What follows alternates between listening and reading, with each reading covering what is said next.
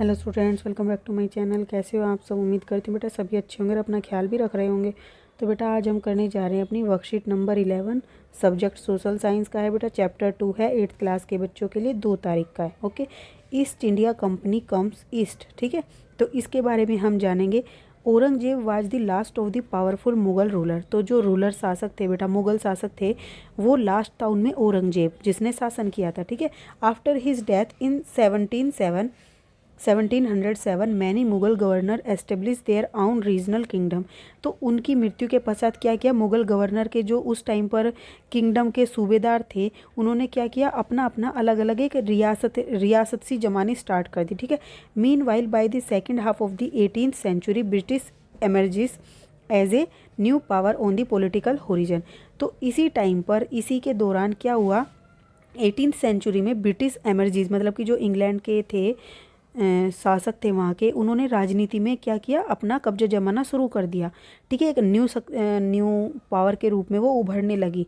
They comes to India as a small trading company. वो भारत में एक स्मॉल मतलब छोटा सा व्यापार करने के लिए आए थे। But gradually they become the policy controller of this country. लेकिन वो धीरे धीरे क्या हुआ, इस देश की नीति निर्धारक बन बैठे। ठीक है, वो सब कैसे हुआ, how was it possible, let's see. तो देखते हैं। अब बेटा देखो, इन 1600 the East India company acquired A charter from the ruler of the England.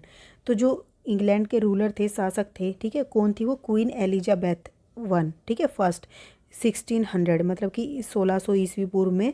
तो उन्होंने क्या किया, कंपनी ने उससे एक इजाज़त ले ली। ठीक है, जिसको नाम दिया गया था चार्टर का। ठीक है, through this charter they got a sole right to trade with east means no other company of England can compete with the East India Company. ठीक है, तो इसका मतलब क्या था, जो इन्होंने ये इजाज़त ली थी चार्टर के अकॉर्डिंग, कि जो ईस्ट साइड थी इंग्लैंड की, उसमें व्यापार करने की इन्होंने क्या ली थी, एक सोल राइट ले लिया था, अपना अधिकार ले लिया था। वहाँ पर कोई और कंपनी को ये इजाज़त थी नहीं। ठीक है, तो इसलिए वो इसकी होड़ नहीं कर सकती थी, इसके साथ कम्पीट नहीं कर सकती थी। ठीक है, with this charter, the company could venture into new lands across the ocean and could buy goods at cheaper rates and sell them in Europe at higher rates। तो इसके मतलब इसके अकॉर्डिंग वो क्या कर सकती थी, जो भी ईस्ट मतलब कि इंग्लैंड की जो ईस्ट साइड थी, उसके आसपास के जो भी कंट्रीज़ थी, और वहाँ पर समुद्र के रास्ते से वहाँ जाती और वहाँ से कोई भी सस्ती चीज़ें खरीद कर लाती और इंग्लैंड में उनको ऊंचे दामों पर बेचती थी। ठीक है, the royal charter however could not prevent other European powers, French, Dutch and Portuguese from entering the east market. ठीक है, जबकि जो रॉयल चार्टर था वो कुछ कंपनियों को फिर भी आने से नहीं रोक पाया। ठीक है, जो कि क्या थी, यूरोपियन पावर थी, जैसे कि फ्रेंच हो गई, डच हो गई या पुर्तगीज हो गई। ठीक है, by the time the first English ship sailed down the African Cape of Good Hope and cross the Indian Ocean, the Portuguese had already establish their base in the Goa. तो देखो इन्होंने क्या किया, जब तक ये क्या करते थे, इंग्लैंड का एक पहला जहाज वहाँ तक पहुँच पाता था, African Cape of Good Hope, तब तक and cross the Indian Ocean, और समुद्री जो मतलब कि जो भारतीय समुद्र था उसको क्रॉस कर पाता था, तब तक क्या करते थे, ये पुर्तगाली थे या पुर्तगीज थे, उन्होंने क्या किया, गोवा के रास्ते से भारत में एंट्री कर ली और अपनी एक तरीके से वहाँ पर जमावड़ा जमा लिया था। ठीक है, the fine quality of the cotton silk the fine quality of the cotton and the silk produced in India along with the pepper, cloves, cardamom and the cinnamon had a great demand in the European market। जो fine quality का बेटा cotton था और silk होता था India के अंदर, और उसी के साथ ही जो मसाले थे यहाँ पर, जैसे काली मिर्च हो गई, लौंग हो गई, इलायची हो गई, या फिर क्या हो गई, ये सिनेमन वगैरह हो गई। ठीक है, इन सभी का क्या था, जो यूरोपियन मार्केट थी वहाँ पर बहुत ज़्यादा डिमांड थी। Competition amongst the European companies inevitably pushed up the prices and reduce the profit. तो यहाँ से क्या करती थी, यूरोपियन कंपनियाँ आकर कच्चे माल को खरीद कर लेकर जाती और वहाँ पर बेचती थी बड़े बड़े दामों में। ठीक है, ऊँचे दामों पर। तो इसकी वजह से, इस कंपटीशन की वजह से भारत की जो मार्केट थी उसमें ये इसके दाम बढ़ गए वस्तुओं के। ठीक है, जिसकी वजह से क्या था, एक उससे ज़्यादा देने को तैयार थी पैसे, वो दूसरी उससे और ज़्यादा, इसकी वजह से दाम जो है बढ़ गया, और जिसकी वजह से उनका जो मुनाफा था वो घट गया, क्योंकि वो वहाँ पर जो जिस दाम में बेचते थे उससे बहुत ही कम दामों में मतलब कि उससे ज़्यादा दामों तक खरीद लेते थे, कुछ ही मुनाफा मिल पाता था। पहले क्या था, इतना कंपटीशन नहीं था तो वो सस्ते में खरीदते थे, लेकिन अब कंपटीशन की वजह से एक दूसरे से ज़्यादा दामों में वो खरीद लेते थे, ज़्यादा माल, जिसकी वजह से यहाँ पे जो चीज़ पहले 100 रुपये की खरीदते थे और वहाँ पर 1000 की बेचते थे, अब वो उसको 900 रुपये की खरीद रहे हैं और 1000 में बेच रहे हैं। तो इससे क्या होगा, मुनाफा कम हो गया। ठीक है, और ये कंपटीशन बढ़ने की वजह से हुआ है। तो जो ज़्यादा पैसे देगा उसी को ये चीज़ें मिल जाएंगी भारत से और वो अपने वहाँ ले जाएगा। ठीक है। The urge to secure market therefore led to a fierce battle between the trading companies.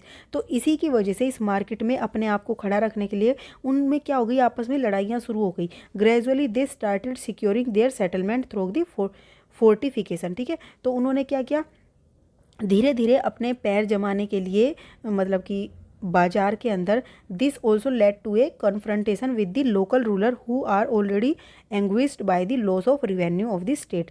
तो उन्होंने क्या किया, इसके साथ साथ जो जिस मतलब कि इलाकों में वो क्या करते थे, व्यापार वहाँ से वस्तुएं खरीद कर लेकर जाते थे, उन व्यापारियों से तो उनकी कन्फ्रंटेशन चली रही थी।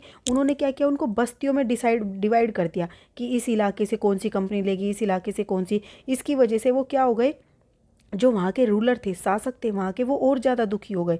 वो पहले से ही परेशान थे इनकी वजह से। ठीक है। लेकिन अब जो ये इस तरीके से इन्होंने दीवारें खड़ी कर दी कि इतना हिस्सा है किसी एक कंपनी का, इतना हिस्सा, इससे वो और ज़्यादा परेशान हो गए। ठीक है। जिससे उनकी आपस में और ज़्यादा बहस होने लगी। Let us take the example of Bengal province. तो जो बंगाल की प्रोविंस है उसका उदाहरण लेते हैं। In 1651, first English factory was established on the bank of the river Hooghly, where goods of export were stored। तो 1651 में जो फर्स्ट इंग्लिश फैक्ट्री थी एस्टेब्लिश हुई वहाँ पर, कहाँ पर, हुगली नदी के किनारे पर, जो क्या करती थी, सामानों को एक्सपोर्ट करती थी। ठीक है। और जमा करके रखती थी, विदेशों में भेजती थी।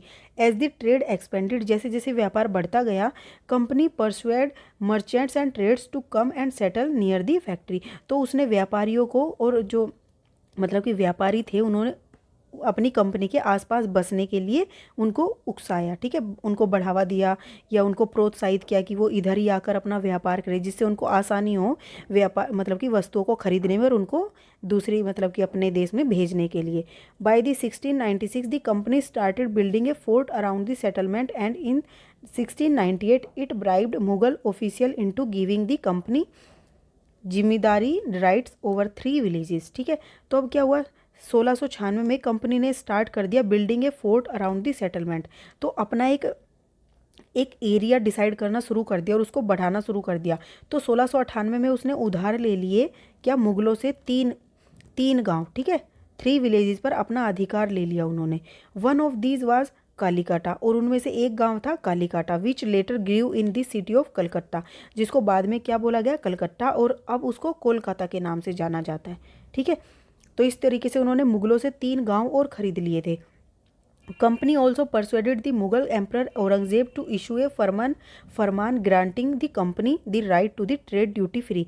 तो जो मुगल एम्पर का औरंगजेब था शासक, उससे उन्होंने एक फरमान भी जारी करवा लिया था, जिससे वो क्या कर सकते थे, निःशुल्क वहाँ पर अपना व्यापार कर सकते थे, उनको कोई कर देने की ज़रूरत नहीं थी।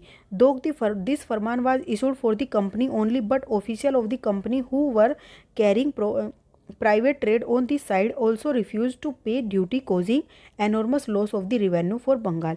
अब इसका क्या मतलब बेटा, ये फरमान कंपनी के लिए जारी हुआ था, लेकिन जो कंपनी के ऑफिसर्स थे वहाँ के, वो अपने प्राइवेट जो भी कंपनियाँ चला रहे थे या कुछ भी व्यापार कर रहे थे, उसमें भी वो उन्होंने जो कर देना है मना कर दिया देने से, जबकि वो सिर्फ कंपनी के लिए उन्होंने फरमान जारी किया था। ठीक है। जिसकी वजह से क्या हुआ, जो बंगाल का रिवेन्यू था, राजस्व था, उसमें बहुत ज़्यादा कमी आई, क्योंकि पैसों की कमी हो गई, जिसकी वजह से मुर्शिद कुली खान दी नवाब ऑफ द बंगाल दस अपोज टू द कंपनी, उसने क्या किया, इस कंपनी का अपोज करना शुरू कर दिया। ठीक है।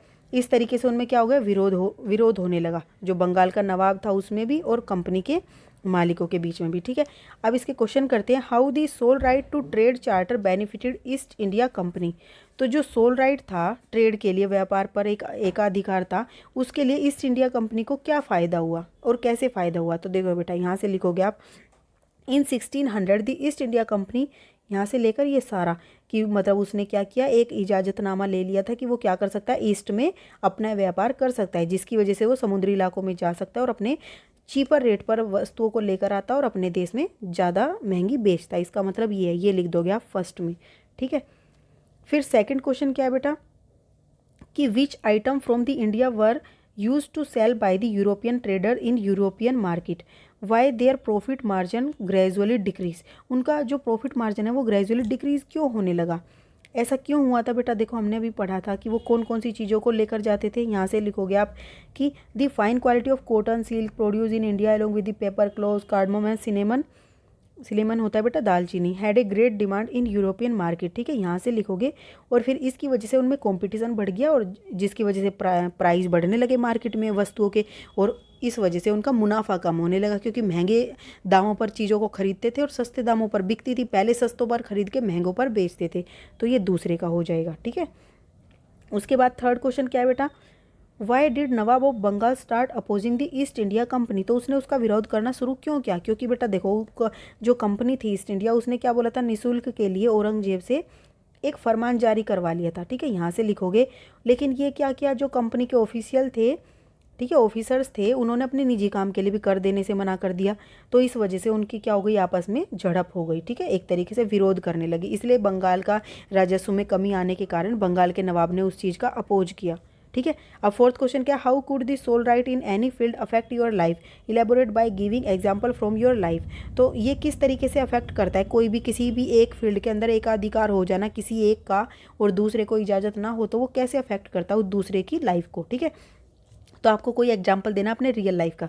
तो बेटा मैं थोड़ा सा आपको हिंट देती हूँ कि आप इसको कैसे कर सकते हो। ठीक है, तो जैसे कि सोल राइट ओ in any field affect our life in many ways, suggest नहीं आएगा, in many ways, such as आएगा यहाँ पर। ठीक है, such as in years ago, years लिख लेना। ठीक है, ईयर्स एगो यानी कि बहुत सालों पहले क्या था? Only a few people have the right to educate. ठीक है, तो या राइट टू स्टडी लिख सकते हो, राइट टू एजुकेशन हो गया या फिर राइट टू स्टडी। ठीक है, तो उनको ही पढ़ने का अधिकार था। Due to which most of the people in a society, ई हटा देना। ठीक है, इन सोसाइटी लेफ्ट अनएजुकेटेड, जिसकी वजह से बहुत सारा जो वर्ग था वो अनपढ़ रह जाता था और उनको अपने आजीविका चलाना भी बहुत ज़्यादा मुश्किल हो जाता था। उनकी लाइफ पर ये अफेक्ट हुआ। अगर पढ़े लिखे होते तो कहीं जॉब मिलती और वो कर पाते। ठीक है, तो इसी तरीके से आपने कोई चीज़ फील की ऐसे लॉकडाउन में कई बार जैसे हॉस्पिटल में जाते हैं, किसी को तो मिल जाती है सीट, किसी को नहीं मिल पाती। तो इस तरीके से अगर आपके लाइफ का कोई ऐसा एग्जांपल है तो आप वो भी लिख सकते हो इसमें। ठीक है, तो ये थी बेटा आपकी आज की वर्कशीट। उम्मीद करते हो आपको अच्छे से समझ आई होगी। इस वीडियो में इतने। अपना नेक्स्ट टॉपिक हम अपनी नेक्स्ट वीडियो में करेंगे। तब तक के लिए ऐसे हंसते रहिए, मुस्कुराते रहिए, पढ़ते रहिए, आगे पढ़ते रहिए। Thank you.